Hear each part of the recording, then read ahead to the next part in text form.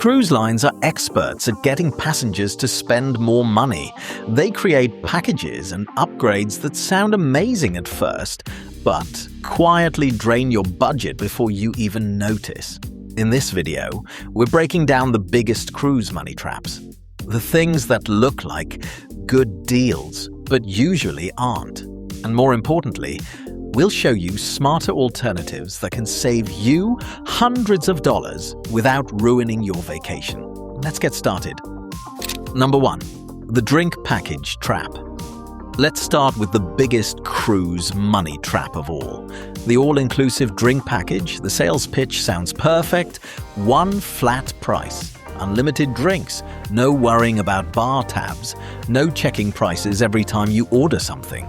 It sells a feeling of freedom and luxury, but the cruise line already knows the math. Most premium drink packages now cost between $70 and over $100 per person per day, and that's before gratuities and service charges are added.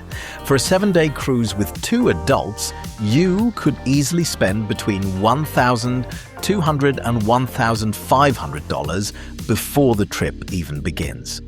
Now here's the important question. How much do you actually need to drink just to break even? Usually around 6 to 8 alcoholic drinks every single day. Not just on sea days, every day, even on port days when you're off the ship most of the afternoon. And that's where many people lose money without realizing it. You leave the ship, you explore the island, you buy a drink at a beach bar or local restaurant, but technically, you already paid for drinks back on the ship through your package. You end up double paying. That's exactly how cruise lines profit from these packages. For moderate drinkers, the smarter option is usually paying as you go. Order what you actually want. Take advantage of happy hour specials. Look for daily drink promotions on board. Many ships offer discounts throughout the cruise, and if you still want the package, make sure you maximize every part of it. Use it for specialty coffee, sparkling water, fresh juice, energy drinks. A lot of people forget those count too, but honestly, most casual cruisers save far more money by skipping the drink package entirely. Number 2. Cabin upgrades. Today, most so-called upgrades are really upsells. You'll receive an email saying a better cabin is available, maybe you can place a bid, maybe you can upgrade for a special fee. It sounds exciting. But here's the trap. A higher cabin category does not always mean a better cabin. You could end up directly under the pool deck, where chairs scrape across the floor early every morning, or you might get a balcony with a giant lifeboat blocking half the view. Some people actually pay more money for a worse experience. Experienced cruisers know something important. Cabin location matters more than category. That's why smart travelers research the exact cabin before accepting any offer. They check what's above the room, below the room, and next to the room. Some decks are quiet, some are incredibly noisy. A polished upgrade email doesn't tell you any of that. So before spending extra money, look up the cabin online and study the ship layout carefully, because sometimes the cabin you already booked is actually the better deal. Number 3.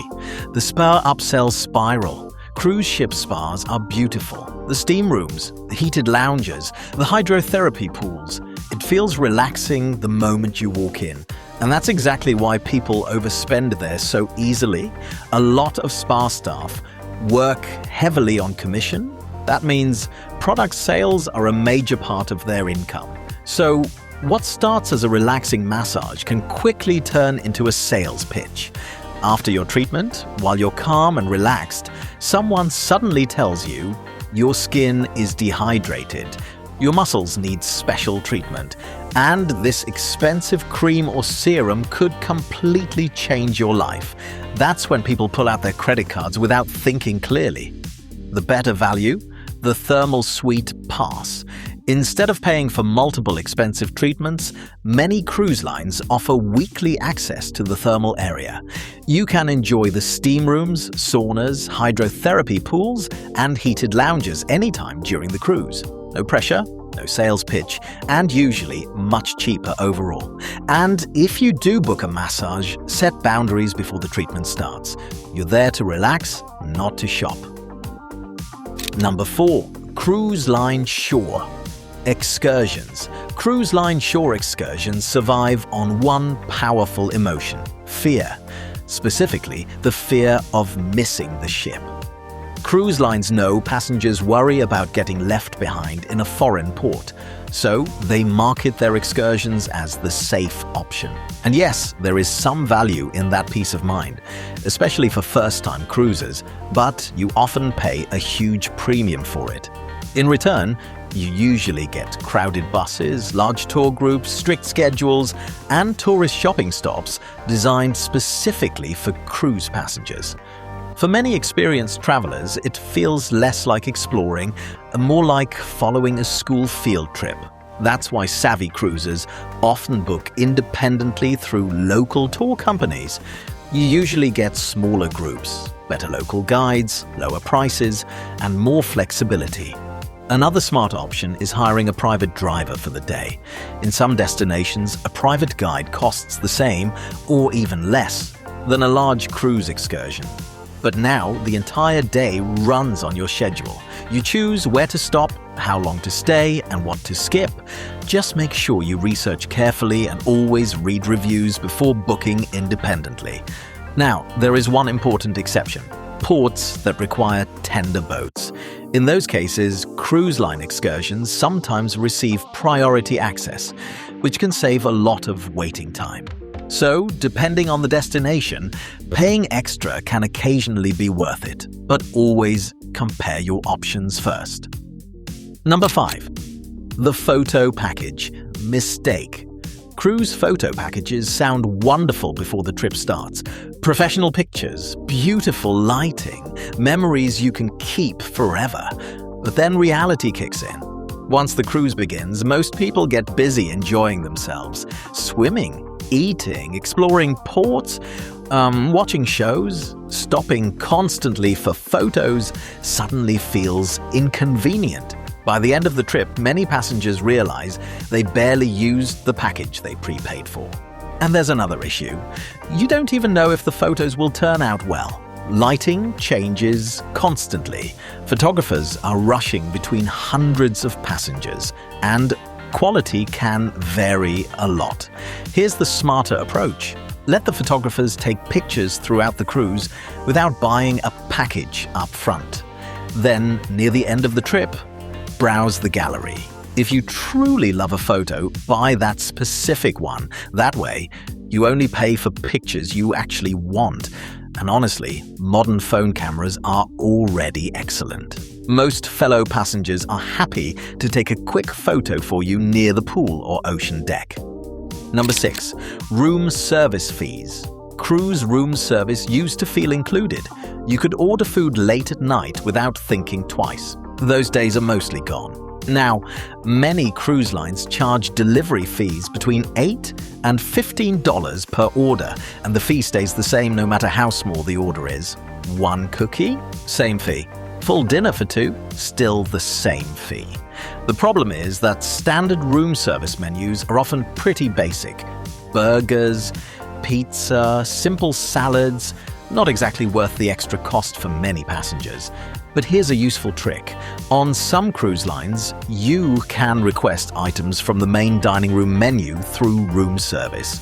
That means you could enjoy much better meals in your cabin for the exact same delivery fee. Instead of basic snacks, you might get steak, pasta, seafood, or the nightly specials. Much better value. Number 7.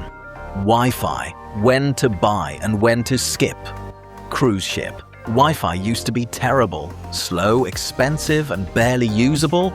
Some ships are still like that today, but newer ships with a modern satellite internet are improving fast. Some now support streaming, video calls, and normal browsing surprisingly well. The problem is, older ships haven't caught up. On those ships, paying $25 to $40 per day for painfully slow internet feels like throwing money away. If you absolutely need internet on board, always buy it before the cruise begins. Pre-purchase pricing is usually much cheaper than buying it on board, sometimes 30 to 50% cheaper. And if your ship still uses older internet systems, honestly, skip it. Use free Wi-Fi in ports, download movies and playlists before sailing, and enjoy being disconnected for a few days. You might actually love it. Number 8. Duty-free shopping. Duty-free sounds like automatic savings. That's exactly why it works so well as marketing. But many expensive items sold on board are still heavily overpriced. Luxury watches, jewelry, designer accessories, even without taxes, many of those products can often be found cheaper back home or online. Cruise lines understand something important. Most passengers can't easily compare prices while they're at sea. That's why impulse buying happens so often on board. So before purchasing expensive items, check prices online whenever you reach port. You may discover the deal really isn't a deal at all. Now, to be fair, some categories genuinely can save you money. Alcohol is one example. Certain name brand spirits on board are often priced lower than what you'd pay at home, especially near the end of the cruise when clearance sales appear. The key is simple. Know the normal price before you buy anything, and never let the words duty-free make the decision for you. If you found this video helpful, share it with someone planning a cruise. It could save them hundreds of dollars before they even step on board. Safe travels.